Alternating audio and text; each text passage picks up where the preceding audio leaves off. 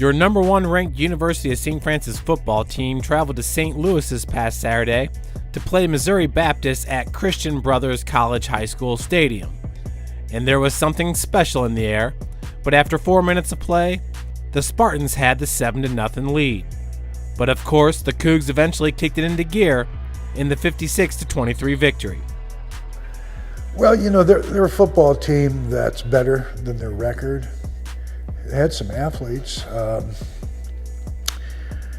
They made some plays. They obviously, with their homecoming, senior day, they had gadgets and all sorts of bells and whistles. So, they played their best football game. I think we came out a little bit flat. Part of it is not being able to warm up on the field because of all the pregame activities and getting on a bus and riding down the line and up and playing. Anyway, all those things are adverse circumstances you got to deal with. And we did eventually. They came out in the first half and they were on fire. They scored first and all that sort of thing. And, it took a second quarter before we really got things rocking and rolling. And we did. Nick had a great day, 6 touchdown passes. I think we had a slew of receivers that had a bunch of catches. Jay Green had a great day again. He broke the 1,000-yard mark. Defense dominated in the second half, made plays, and it was a good day, good win. Great to be 8-0 and coming back home. Amen to that. And for the 5th time in 8 games, the USF defense held their opponent to under 100 yards rushing and lead the MSFA in rushing defense, surrendering just 88 yards per game, and have been getting inspirational play from juniors Jordan May and Vito Tapia. Vito's kind of an unsung hero. Vito he can play, at the second level. He can play at safety and third level. He can play corner. He's done it all. So he's kind of our utility guy. Wherever we need a Band-Aid, man, he's there. He's a player, and he plays so hard. He loves playing the game. And he is just a real shot of enthusiasm when he is in there. I'm so happy for Jordan. He's gone through so much with the back pain and so forth that he's had since we've been here. And thanks to the Parkview folks, we've got him to a point where he can play. And he's such a great player. Thought he would be a dominant player, and I think he's becoming that finally after sitting there and thinking he may not ever put on a helmet again. So that's an exciting thing for him and for all of us to watch Jordan. He's a wonderful young man, a great football player. Yeah, well, I think first of all, we didn't come out as as fast as I think we want to in games. And that happens. It's just human nature. Luckily, we kind of hit that gear when we start to hit adversity. We start, okay, we got to go play now. So we started to open it up a little bit, especially offensively, which is always good. But I thought it was a great day all around. A couple guys offensively that I think have really come along now and kind of stepped up ever since Rocky's injury. Will Chrisman, he's been getting better and better every single week. Nate Carson's been playing really well ball for us, and Duke is also bringing in with Zach being out and kind of going more for wide receiver and that sort of thing. Duke coming in doing a really good job for us as he has all year when he's had his opportunities. And then Casey offensively has done a really good job too with Zach being out, and he's a true freshman, got a ton of potential. He's a good football player, catches the ball well, and knows assignments and that sort of thing. So it's everything you want, out of young guys coming in and stepping up. When you have older guys out and that sort of thing. So special teams wise and that sort of thing, I think we have a lot of good young players that are really stepping up. Defensively, Vito Tapia is coming in and just balling. He's really playing well.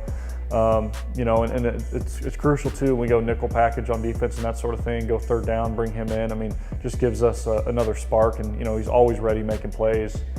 Seems like he's a guy when he comes in, he makes the most of his opportunities, and that's what you want. So, we have a ton of guys like that, and just playing really good football.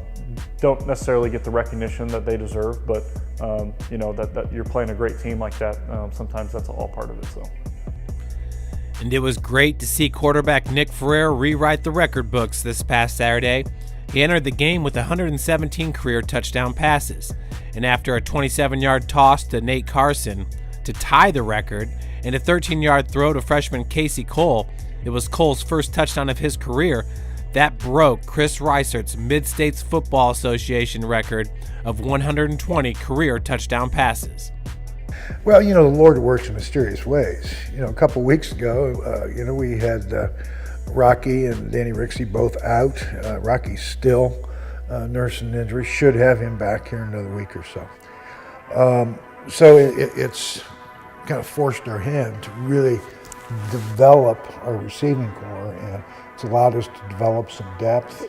Because when you get into postseason play, you got to be ready to go 57 guys. You're not going to be able to have your 66 to 70 guys that you usually take on road trips. So we've got a lot of guys, a lot of time and experience to develop. So it's been a blessing. Reiser owns many of the MSFA passing records, and in 2007, with a young Seth Coate on the sideline, he handed Coach D and the Cougars a 30-20 loss, snapping USF's 54-game regular season win streak. But now Ferrer owns a few of his own.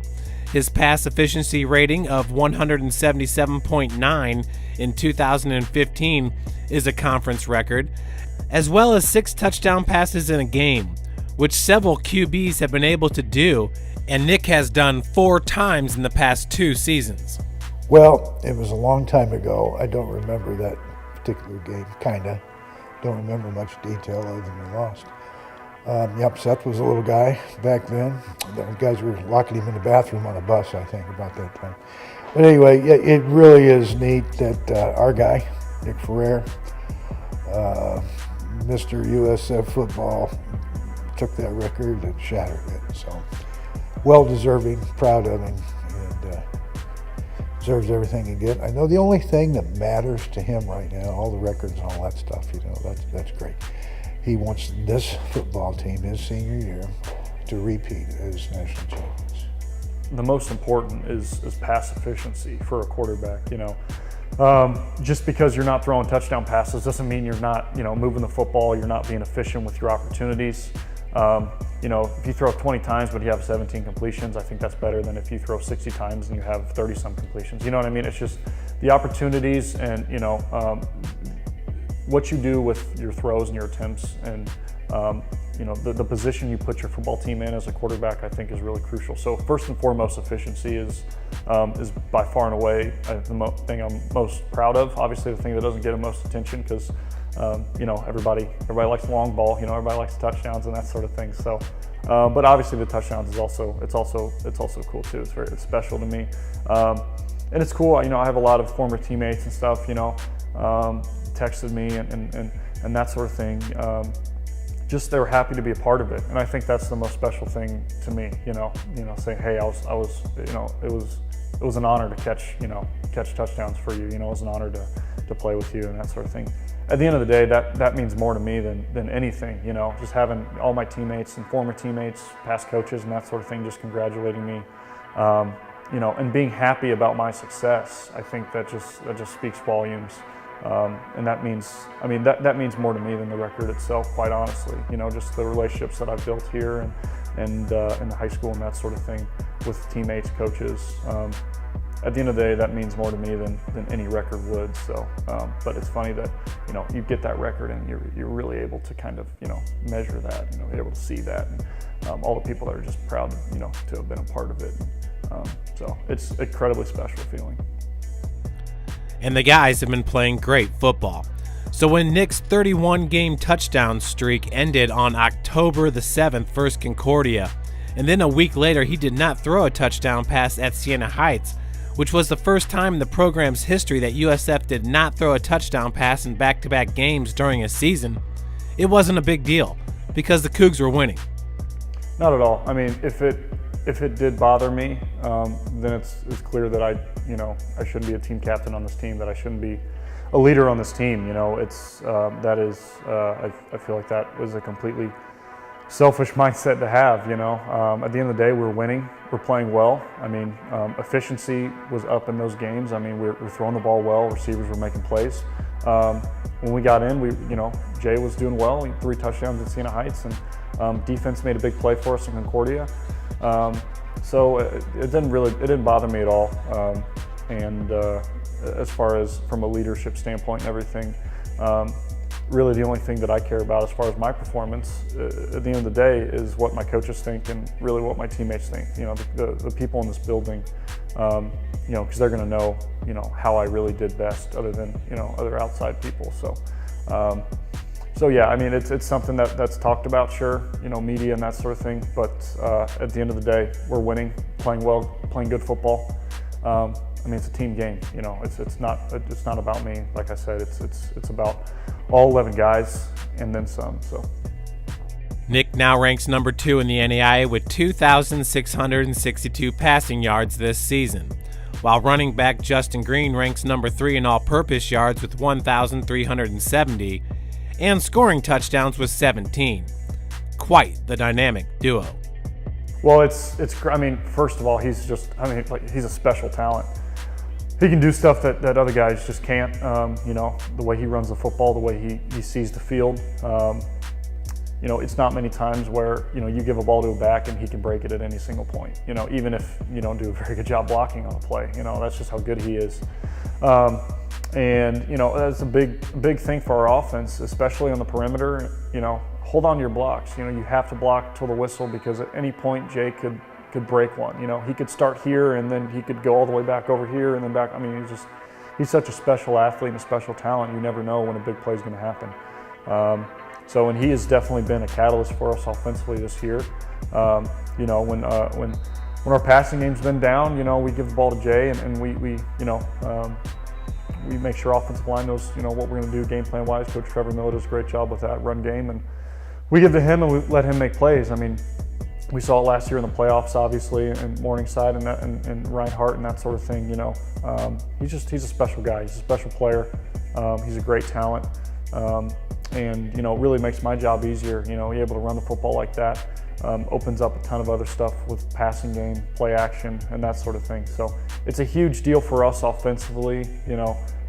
Making sure he gets carries and that sort of thing, and making sure he gets the ball because he's a special talent. You can't just have one without the other. It's the yin and yang. You have to have pass game. You have to have run game. You have to, when they are, intertwined like that, it's a really tough dynamic. It's a tough offense to stop. So.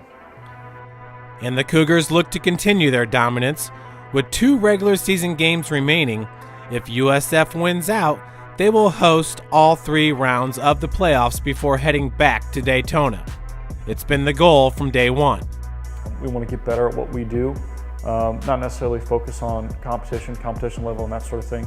At the end of the day, these are college football players. They can come in and they can make plays and that sort of thing, and try not to look too much into who they played, results and that sort of thing. We're expecting their best game. We're expecting a really competitive team coming in, and that's what you have to do going forward in order to, not get complacent and keep getting better and better and better and better. It's not, Coach talks about it all the time, it's not human nature to think that way. It's human nature to just kind of survive and be, just as good as someone else.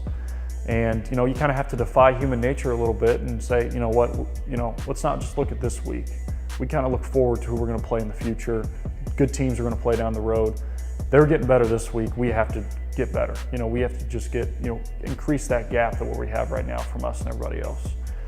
So that's you kind of have to defy human nature. Coach talks about it a lot. So it's superhuman, but it's something you have to do in order to keep getting better. And it's kind of our mindset going into this week. So.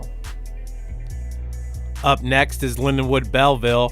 The Lynx are 0-7 on the season and have been outscored 362-60. Well, that's why you play the game for 60 minutes, because somebody's going to win, somebody's not. And so anything can happen. We preach to our players, respect all, fear none. We're obviously a much better football team. We expect to win. But we got to go out and play hard. Right now, it's about us taking care of ourselves and playing with maximum effort and doing things right and executing and playing defense that swarms the football. We can't take a step back. We got through 6 weeks of a bitter, brutal schedule, and we still got games left, and you can't take your foot off the pedal. I mean, you got to keep pushing ahead. So the emphasis is day-to-day improvement, effort, and focus, and keep getting better. You get better or you're getting worse. You don't stay the same. So we intend to keep going in the right direction.